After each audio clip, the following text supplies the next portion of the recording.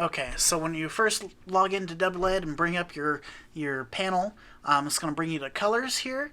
And so what we want to do is we want to go over to segments. And so the first segment that we have is going to be the whole panel width and the whole panel height. So make sure you have starting at 0 and going over your width pixels in width and then pixels in height. And then make sure I have this one named as the effect for the background. And then so let's see. Holy balls! Yeah, make sure when you go to change the segment, change the effect, you have only that segment selected, and then you can change the effect for that particular segment.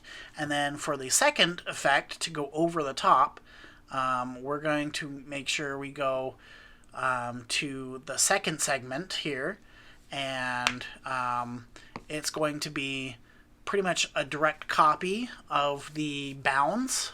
So same start, same stop X, same start Y, same stop Y.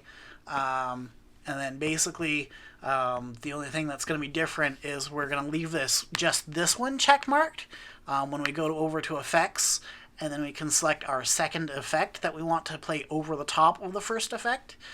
In this case, I have this one as scrolling text, and I have it named as, looks like I have it set to my Twitch URL, so that my Twitch URL scrolls across.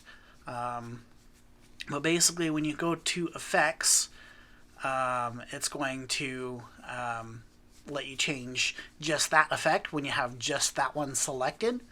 And so when I go over here to effects, yeah, so now we're over on effects, and so you can change like the speed, the